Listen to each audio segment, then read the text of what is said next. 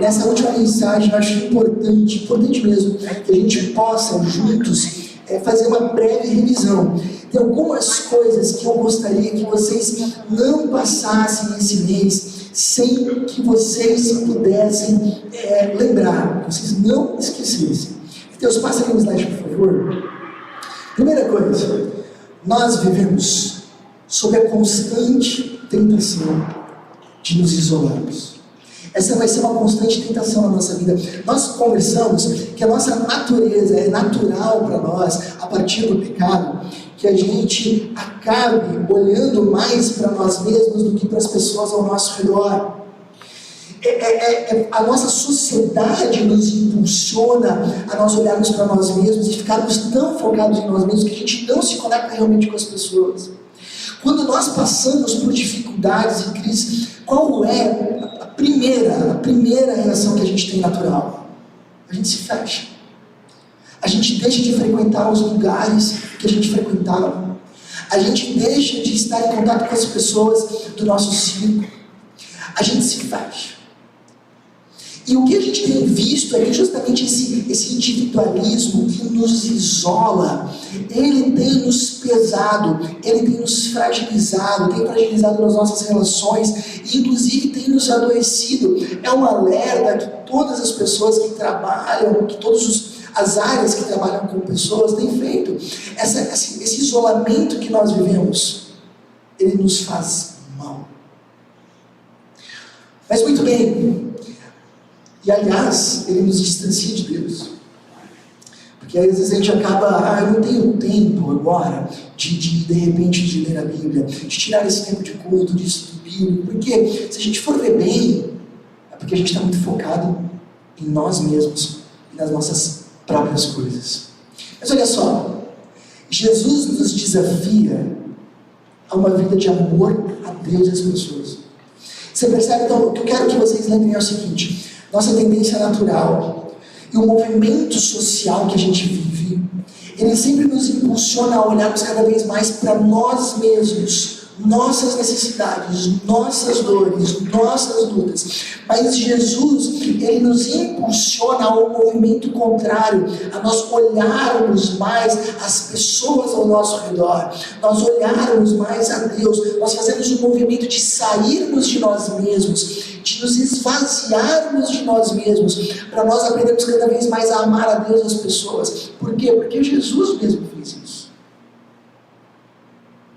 Então a espiritualidade de Jesus, gente, ela é uma espiritualidade que nos aproxima de Deus e das pessoas e nos conduz a uma vida em comunidade. E é justamente nessa conexão com Deus e com as pessoas que anda absolutamente junta é que a gente encontra fortalecimento, é que a gente encontra cura, é que a gente encontra leveza de vida, é que a gente encontra amadurecimento, porque a gente aprende a sair de nós mesmos, não para nós sermos servidos apenas, mas para também nós irmos ao encontro das outras pessoas. Então, a nossa tendência é se fechar em nós mesmos, mas Jesus constantemente nos impulsiona para sairmos de nós mesmos em direção das pessoas de Deus. Ok? Gravado isso. Um grande alerta que a gente fez, eu queria também que vocês gravassem. Nós podemos frequentar uma igreja e não viver em comunidade. A gente pode frequentar uma igreja, estar lá domingo após domingo, cantando, levantando a mão, ouvindo a mensagem, mas a gente fala, é nós. Não há conexão com as pessoas. A gente continua vivendo uma fé individualista, voltada só para nós mesmos. E isso é uma tendência cada vez maior da nossa época. Uma fé individualista que não nos conecta. E o que nós estamos perseguindo aqui como comunidade, meu Chapecó, não é apenas sermos uma igreja que as pessoas possam frequentar. Nós estamos buscando ser uma comunidade onde as pessoas possam ser parte. Ser parte. E durante esse mês a gente viu o que isso significa. O que é ser parte de uma comunidade. Nós temos visto que em um mundo individualista, Deus nos chamou a sermos uma comunidade cristã para fazer parte. Como é que eu faço parte? Dividindo alegrias e tristezas. A gente começa realmente a criar conexões reais, conexões profundas, quando a gente começa a compartilhar nossos desafios. Eu lembro muito bem de um determinado momento da minha época, onde eu já era pastor. Eu não tinha realmente conexões muito reais com as pessoas. Eu tinha muitas amizades, mas superficiais. E eu tinha em mim uma coisa muito interna, eu nunca tinha percebido aquele negócio de, eu sou pastor, né? Se eu falar das minhas lutas para as pessoas, o que eles vão achar? Será que ainda vão querer me ouvir no domingo? E eu lembro que eu passei por um momento muito difícil.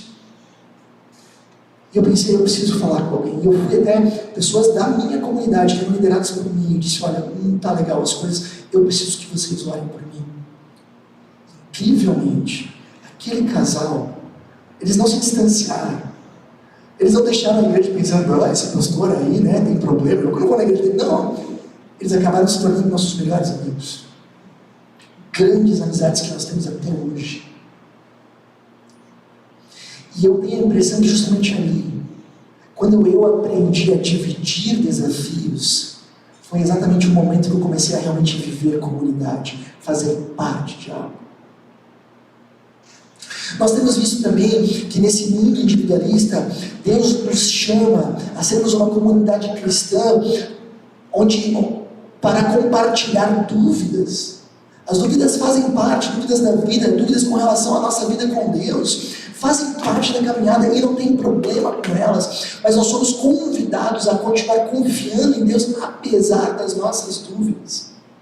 Também vimos que nesse mundo individualista, Deus nos chama a sermos uma comunidade para viver com Deus. Entenda, não só apenas aprender sobre Deus.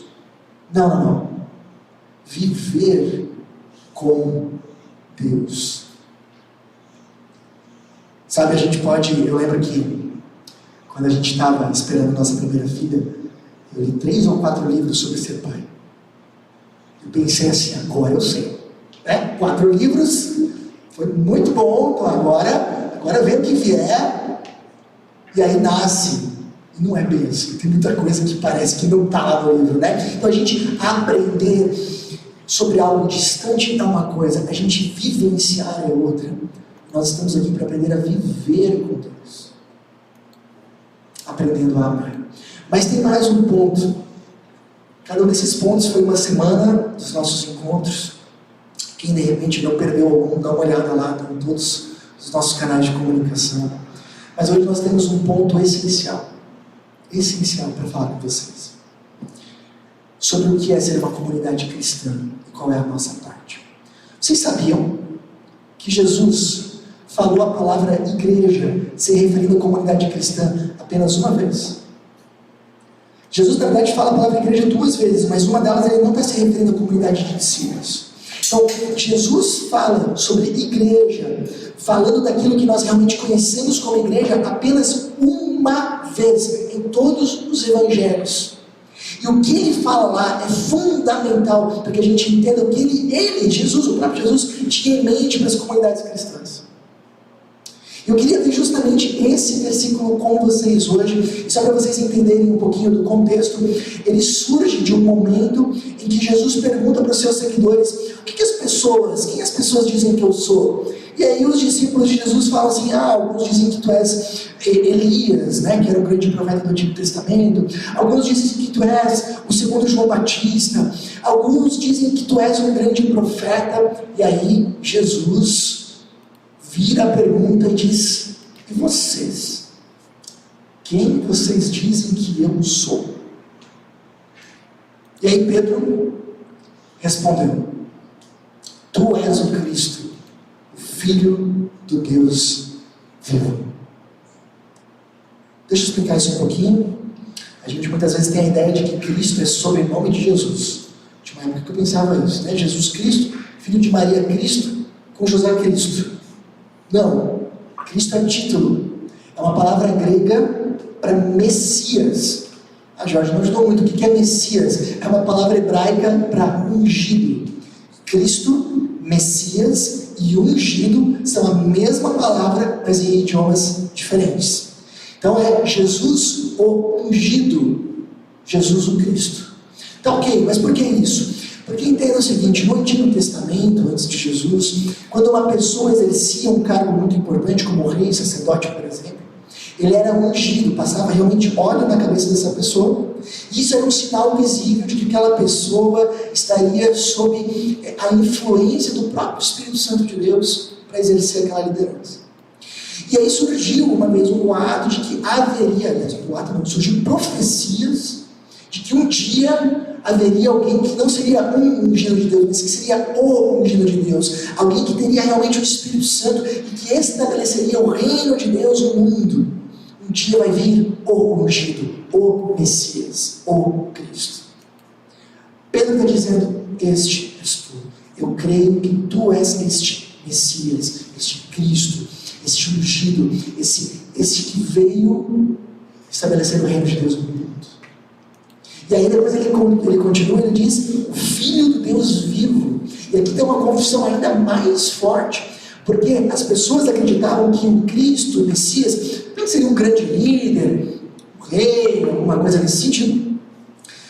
Mas aqui Pedro está dizendo que esse Messias é o próprio Filho de Deus.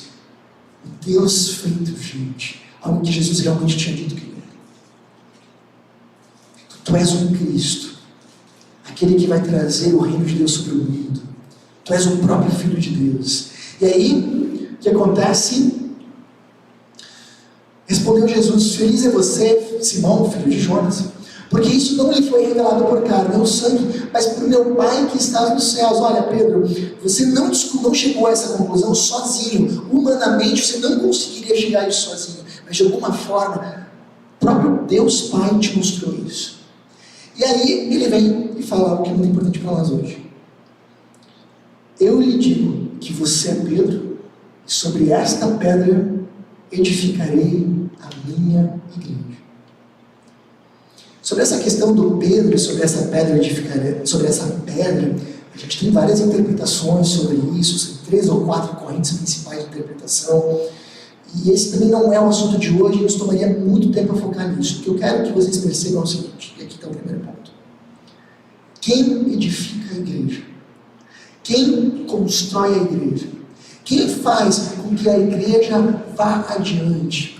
Quem faz com que as comunidades cristãs façam diferença? É o próprio Jesus. Ele fala, não é você, Pedro, edificará a minha igreja. Repara, isso é muito importante. Eu edificarei a minha igreja. Toda a comunidade cristã, toda a igreja, ela pode ter apenas um centro, que é Jesus Cristo. Ele edifica, Ele nos guia, Ele faz a igreja crescer, Ele faz com que a gente faça diferença. E isso é muito importante, sabe por quê, gente? Eu já convivo em igrejas desde que eu nasci, porque meu pai era pastor. Eu só não nasci na igreja porque não tinha culto no dia. Então eu tinha nascido lá. E eu já vi muitas vezes comunidades cristãs terem problemas, terem desavenças. E eu vou dizer para vocês assim, a grande, imensa maior parte das desavenças que eu vi foram por coisinhas pequenas. Eu acho que essas músicas muito agitadas não tinha que ter na igreja. Eu não gosto muito delas. Semana passada a gente tinha bateria já foi tema de muitas discussões. Eu acho que bateria é uma coisa que não é de Deus. Faz muito barulho, eu já ouvi isso. Eu já ouvi dizer, eu acho que tinha que ser assim, eu acho que tinha que ser assado. E aí sabe o que acaba acontecendo? A gente acaba acreditando em algum momento que nós somos o centro da igreja. Poxa, não é do jeito que eu quero, não é do jeitinho que eu gosto. E aí a gente acaba começando confusões por causa disso. Gente, ninguém aqui, nem mesmo eu que sou pastor, ninguém da comunidade, Cassiano que é o coordenador, ninguém aqui é o centro da igreja. O centro é Jesus. E você sabe qual que é a grande função de um líder de uma comunidade? A gente tem hoje 30 pessoas que estão exercendo voluntariado nessa comunidade. Sabe qual é a grande função de um líder? Não é a gente fazer a igreja ser como eu quero, fazer a comunidade ser do jeitinho que eu gosto, porque deveria ter a música assim, deveria ter assado, deveria ser assim. Não é a gente fazer a igreja do jeitinho que eu acho que a igreja tem que ser. Não, é nós juntos orarmos, conversarmos, dialogarmos, para nós encontrarmos qual é a vontade de Jesus para essa igreja. E esse processo acontece em conjunto. Sabe, eu acho que quem entra para a comunidade, especialmente para quem começa a exercer cargo de liderança, de repente pode pensar assim, por que tem tanta reunião? Por isso, porque a gente acredita que esse Jesus ele vai nos guiando na oração e no diálogo, para que a gente encontre a direção correta para a comunidade que não é minha, que é dele. Então, o que nós desejamos como comunidade? Estamos completando 2 anos nesse mês. É que essa comunidade sempre seja centrada em Cristo. E isso vai nos levar a uma cultura de diálogo e uma constante dependência. Mas aí vem um ponto que é essencial. Olha só. Jesus fala, né? Então, você é Pedro, sobre essa pedra eu edificarei a minha igreja. A igreja então é dele, ele é o centro importante. Então, nós não somos o centro da igreja, Jesus é. E aí ele fala assim, e as portas do inferno não poderão vencê-la. E esse aqui é o ponto central. O que Jesus tinha em mente quando ele estava pensando em igreja, em comunidade cristã? Ele tinha em mente uma reunião de pessoas que confessavam a Ele como Cristo, como Filho de Deus, e que se reuniam. Mas aí vem um detalhe importantíssimo. À medida que as igrejas cristãs crescem, o inferno deveria recuar. O que eu quero dizer é que à medida que as igrejas cristãs crescem, deveria haver menos desigualdade no lugar. À medida que uma igreja cristã, as igrejas cristãs crescem, a presença cristã cresce, deveria haver mais justiça e mais honestidade nesse lugar. A partir do momento em que as igrejas cristãs crescem, deveria haver mais amor ao próximo nesse lugar. As portas do inferno não poderão vencê-la. E é interessante, porque isso justamente não é muito a realidade que a gente vê. Eu já tenho visto algumas estatísticas que falam que as igrejas cristãs cada vez crescem mais no Brasil. Cada vez tem mais igrejas. No entanto, a gente não consegue ver tanto um país melhor. Dá para entender? A gente acaba vendo, eu já vi algumas estatísticas em algumas regiões brasileiras em que nasce uma igreja por dia. Mas se você for dar uma olhada nesses dados, não são regiões onde a taxa de criminalidade está diminuindo, onde a taxa de inadimplência está diminuindo, onde existe menos desigualdade. Não. Essas regiões onde as igrejas estão crescendo, elas continuam iguais. E aqui a gente tem um problema, e eu queria uma vez falar para vocês sobre esse problema. Talvez em partes porque a gente vive uma espiritualidade individualista. Mas existem outras coisas. Olha só. A palavra igreja, o Novo Testamento, ele foi escrito em grego, tá? E a palavra que aparece no Novo Testamento para a igreja é eclésia,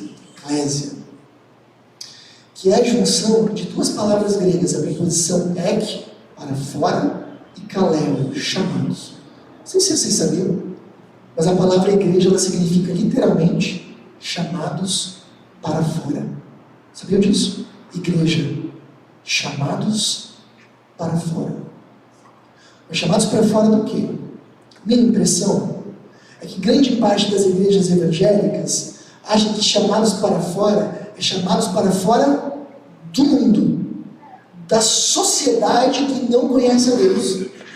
Eu acho que a imagem que muitos cristãos e que muitas comunidades acabam fazendo é a imagem de um mosteiro ou de uma fortaleza, onde nós nos protegemos, onde nós nos fechamos, onde nós nos isolamos, para que ninguém seja de alguma forma contaminado com essa sociedade, para que ninguém seja corrompido pelo mundo. Sabe qual que é a imagem de grande parte das comunidades cristãs? O pensamento que está por detrás é: a gente precisa fazer umas programações muito legais para as crianças, para que elas fiquem bem entretidas, para que elas passem bastante tempo na igreja e tenham o mínimo de contato com os seus coleguinhas. Então vamos entender bem essas crianças, para elas ficarem na igreja e ficarem o mínimo possível na sociedade aí fora, porque senão elas podem se perder.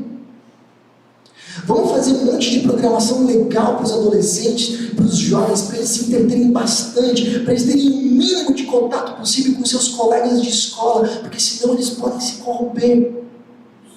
Vamos fazer o máximo de atividades possíveis para os nossos adultos, encontros de casais, encontros e atividades de convívio, de lazer, vamos organizar o futebol da igreja, nós vamos fazer tudo junto para que a gente fique juntos e que a gente tenha o mínimo de contato, porque vai que, de repente, alguns casais da igreja resolvam convidar o seu vizinho ou o seu colega de trabalho para um churrasco. Daqui a pouco essa pessoa pode se perder. Ou os nossos idosos, eles não podem viajar com outros idosos do mundo, da sociedade. Já imaginou como é que isso seria? Eles têm que viajar para Israel, né, com idosos da igreja, e de repente numa companhia evangélica, daí eles estão mais sem conclusões, pessoal. E aí a gente fica isolado no nosso mosteiro e a gente se esquece de uma coisa: nós precisaríamos fazer diferença lá fora. Você sabe que uma das primeiras coisas que aconteceu na reforma luterana, nós somos uma igreja luterana, foi terminar essa questão de mosteiro. Por quê? Porque a ideia não é que as pessoas que vivam com Jesus se isolem da sociedade, porque Jesus nos chamou a fazermos diferença na sociedade. Lembra da história? Ele falou para nós sermos luz do mundo e sal da terra. Lembram disso? O sal, o que ele faz? Ele faz diferença onde ele está, ele marca a sua presença. Você percebe logo uma comida que está sem sal. Você não precisa de uma segunda bocada. Ou precisa? Esqueceu o sal do arroz. Precisa de 2 mordidas no arroz para saber?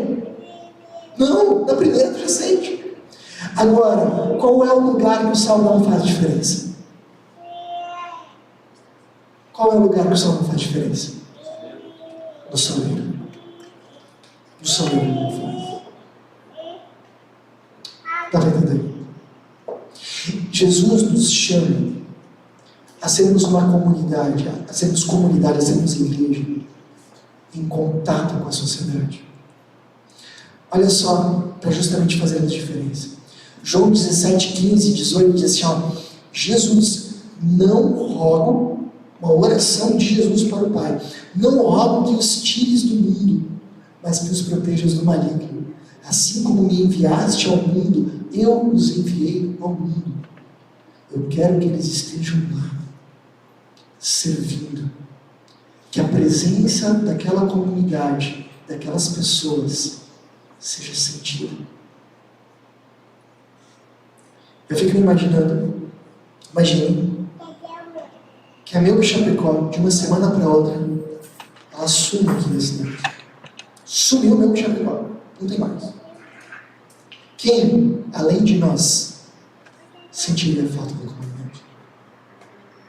Será que a gente ouviria pessoas dizendo assim: ah, que pena que essa igreja fechou, eles ajudavam tanto a gente, eles faziam tanta diferença? Ou será que a gente ouviria algo do tipo: ah, aquela igreja fechou, tinha uma igreja ali? Se você faltar no seu trabalho, o que será que as pessoas pensariam lá no coração? Que pena que ela faltou. Poxa, tão legal quando ela está aqui junto com a gente. Ela faz diferença.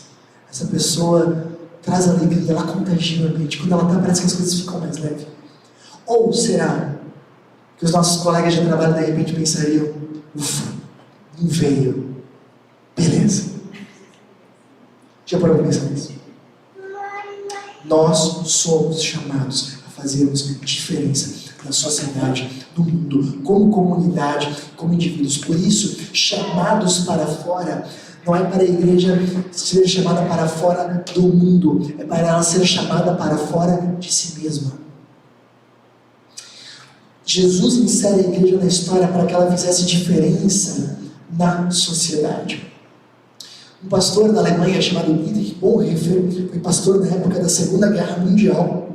Ele diz o seguinte: igreja só é igreja quando é para os de fora.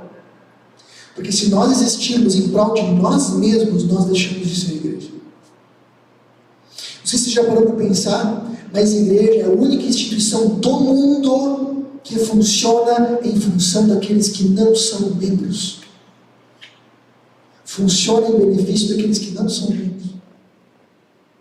Então, nós viemos, entenda o seguinte: a gente vem aqui para quê? Para nós nos fortalecermos, adorarmos a Deus. E quando nós estamos adorando a Deus, ouvindo a sua palavra, nós estamos redirecionando o nosso coração, nós estamos realinhando a nossa vida, porque muitas coisas acontecem que vão desalinhando o nosso coração e a nossa vida, fazendo com que a gente dê valor para coisas que não tem, fazendo com que as coisas que a gente desvalorize em coisas que tem. Mas a gente vem aqui e lembra quem é o centro da nossa vida, quem é o centro, qual é a direção que nós estamos andando. Nós nos fortalecemos, nos revigoramos, saímos daqui animados. Para quê? Para fazermos diferença lá fora. E se nós vivermos uma comunidade que se dá muito bem entre si, que é bom de estar aí, não tem nada de errado nisso, e onde a gente se cumprimenta, se fala, fica feliz, se abraça, quando chega aqui no final de semana, mas a gente não fizer diferença fora, se a gente for o nosso mosteirozinho, a nossa fortaleza, nós nos tornamos uma comunidade individualista, porque nós estamos fechados em nós mesmos. E não é isso que Jesus chama a ser. Quando igrejas crescem, o inferno recua. As portas do inferno não prevalecerão sobre ela. Bom, Ricardo Agreste foi um professor meu da pós-graduação, ele é pastor, escritor, e é uma das pessoas que mais tem influenciado a igreja brasileira nos dias de hoje. Ele diz assim: nós somos a comunidade daqueles que foram chamados por Deus para serem bênção aos de fora. Então, o ponto 4 que nos faltava preencher, ele fica assim: em um mundo individualista, Deus nos chamou a sermos uma comunidade cristã para ser bênção aos de fora, levando o amor de Cristo com palavras e ações. Com palavras e ações. Sabe, deixa eu comentar com vocês.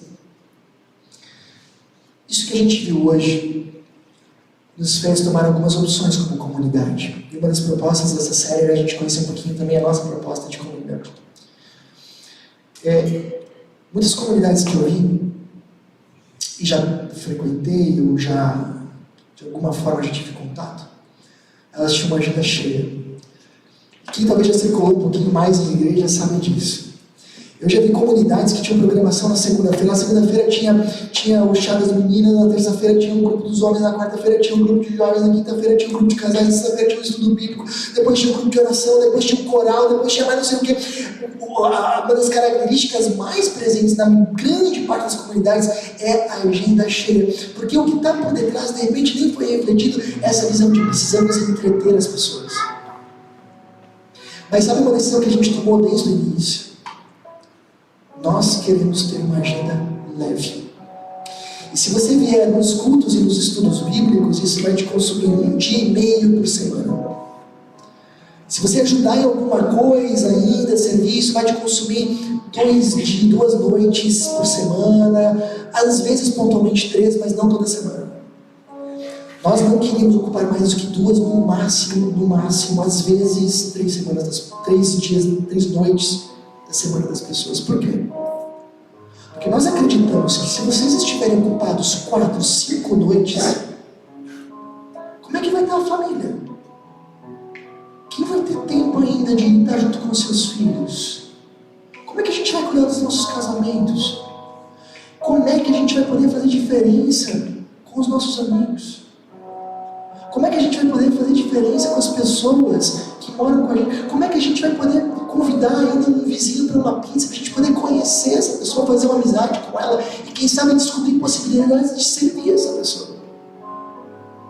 Nós queremos que vocês convivam em família. Queremos que vocês tenham convívio com pessoas cristãs. Queremos que vocês tenham convívio com pessoas que não são cristãs, para que de alguma forma elas possam conhecer aquilo que é o mais precioso para nós, o amor de Jesus. Outra decisão que nós tomamos lá no início, esse não é o único caminho, mas é um dos caminhos. Uma decisão que a gente tomou é que a gente não teria a nossa própria organização social, não teria a nossa ONG, mas a gente ajudaria e apoiaria diversas organizações sociais que já existem. Primeiro, porque elas precisam de muita ajuda. Já tem organizações sociais que têm muitas demandas que a gente pode contribuir. E outro motivo, porque a gente imagina que se pessoas da nossa comunidade forem participarem dessas organizações sociais, além de elas fazerem diferença, elas podem de alguma forma influenciar aquelas pessoas a Jesus. Tomamos uma decisão, essa foi uma das primeiras decisões que a gente tomou, de organizar os nossos cultos pensando nas pessoas de fora. Que a gente deseja que uma pessoa que nunca foi numa igreja, se um dia ela resolver vir naquela igreja estranha, que se reunir num restaurante, que ela consiga entender exatamente o que a gente está falando. E que a mensagem faça sentido para ela, que as músicas façam sentido para ela. Quando a gente vai pegar uma música nova para o nosso repertório, uma das perguntas que a gente se faz é: uma pessoa que nunca entrou numa igreja, se ela estiver no nosso culto, ela vai conseguir entender essa letra? Ela não vai. Então, talvez a gente pode pegar outra música. Tem muitas. Porque a gente quer que as pessoas que não conhecem Jesus possam conhecer, para que possam ser transformados. A gente quer que pessoas que vêm aqui, que convidam de repente um amigo, e de repente finalmente esse amigo venha, tão bom quando a pessoa que a gente convidou veio. É uma das maiores alegrias que eu tenho, que essa pessoa se sinta acolhida e envolvida no encontro. Bom, gente, sabe, a Bíblia fala que nós somos pecadores. A gente vai falar depois disso também na Santa Ceia. Que por causa disso nós nascemos com o nosso relacionamento com Deus rompido. Nós nascemos distantes de Deus. E não tem nada que a gente possa fazer da nossa própria força para que esse relacionamento seja reconstruído. E o pecado, ele nos conduz de alguma forma à morte eterna, ao inferno, à morte física e à morte espiritual. Mas Jesus, ele vem ao mundo, ele é o próprio Deus que se faz o ser humano. Entra na história. E ele morre numa cruz e ressuscita de alguma forma. O que ele faz ao morrer e ressuscitar por nós nos reconecta com Deus. E agora a gente pode viver com Deus. E a presença de Deus habita em nós através do Espírito Santo. E a gente pode fazer diferença nesse mundo. E esse Jesus que agora nos reconstrói o relacionamento com Deus, que nos reconecta com o Pai, que nos conquista a eternidade, demonstrando mais profundo amor, morrendo no nosso lugar. Antes de ele subir ao céu, ele diz uma coisa para todos os seus seguidores e para aqueles que um dia que ele gostariam de o seguir, ele diz: vão pelo mundo todo e preguem o Evangelho a todas as pessoas. Temos um papel de fazer com que essas pessoas que vivem ao nosso redor experimentem o amor de Deus em palavras e ações. E aí Jesus fala: quem crer e for batizado será salvo, mas quem não crer será condenado. Isso é coisa séria. As pessoas que não conhecem esse Jesus e não viverem com Ele e não se renderem a Ele vão ao inferno, são condenadas. Então, nesse sentido, eu queria que você refletisse. Você conhece realidades que precisariam ser transformadas?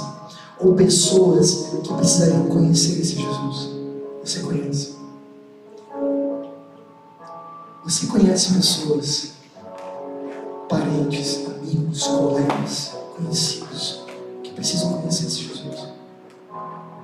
Você conhece realidades que precisariam ser mudadas? E aí vem a segunda pergunta: você tem orado por isso? Ou feito algo? Porque Jesus nos chama a não nos fecharmos em nós mesmos, a sairmos do saber e a darmos passos na direção dos outros. Queria que você tomasse algumas decisões. Saia da sua zona de conforto. Às vezes, de alguma forma, fazer um convite para alguém é desconfortável. Falar da nossa fé é desconfortável. Falar do futebol a gente fala, é tranquilo. Mas falar da nossa fé costuma ser desconfortável. Saia da sua zona de conforto. E fale do amor de Deus para as pessoas. Busque fazer diferença onde você está. Busque contagiar o ambiente que você está com o amor de Deus. Busque conduzir pessoas a Cristo. Não quero que nós sejamos uma igreja fechada em si mesma, um mosteiro de portas fechadas. Eu não quero que cada um de nós seja um mosteiro fechado em si mesmo, com as portas bem fechadas. Nós somos chamados a irmos a essas realidades difíceis e a pessoas que não conhecem a Deus de verdade, de alguma forma, sermos usados por Deus para fazer a diferença. Eu tenho 2 recados rápidos para você que tem acompanhado as nossas mensagens. Primeiro, eu queria muito te encorajar, se for possível, a você participar dos nossos encontros presenciais. É uma forma de nós podermos nos conhecer e de você poder aprender ainda mais com a gente. Segundo recado, se você deseja contribuir financeiramente com a nossa comunidade, todos os nossos dados bancários estão aparecendo agora na sua tela.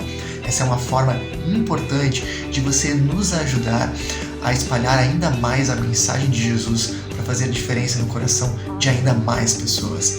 Pense nisso. Até a próxima!